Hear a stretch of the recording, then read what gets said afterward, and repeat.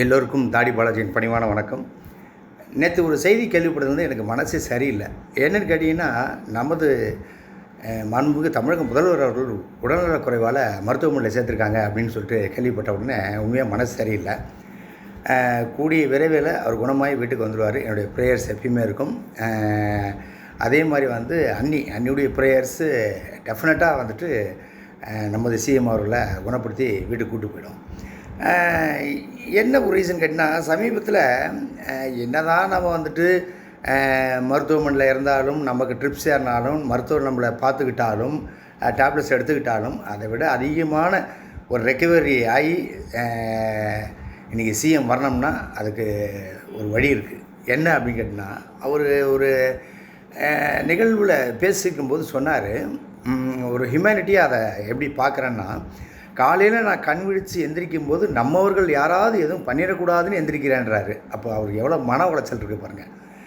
இதில் கட்சி நிர்வாகிகள், பொறுப்பில் இருக்கிறவங்க எல்லாருமே நீங்கள் செய்யும் செயல்கள், நீங்கள் பேசும் வார்த்தைகள் இதெல்லாம் உங்களை பாதிக்குதோ இல்லையோ, எண்ட் ஆஃப் த டே தலைவரை போய் பாதிக்கும், நம்ம சிஎம்ஐ போய் பாதிக்கும்.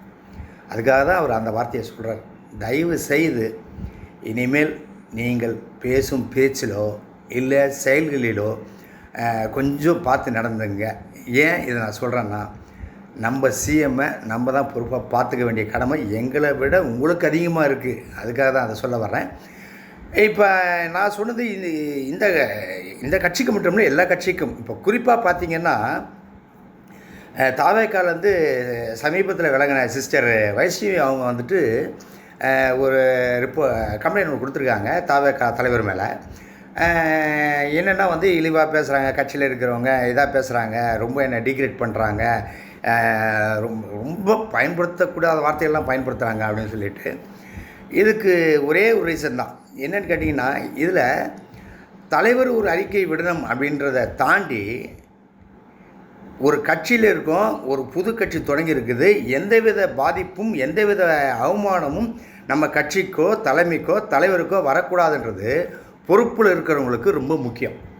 அப்படிப்பட்டவங்க இதை கொஞ்சம் கான்சன்ட்ரேட் பண்ணி இதை கொஞ்சம் முடிக்க பார்க்கணும். ஏன்னா பெண்கள் வந்துட்டு அரசியலுக்கு வருவது என்பது எல்லாருமே இப்போ வர்றாங்க, நிறையா பேர் வர்றாங்க.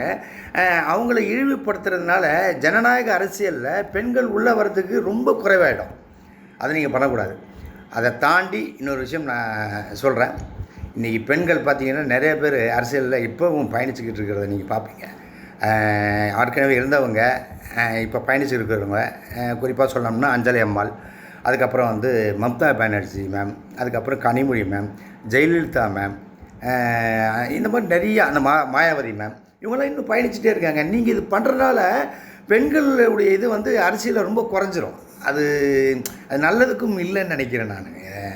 சம உரிமைன்னும் போது அவங்களுக்கும் அந்த உரிமை இருக்குது, பேசுகிறாங்க.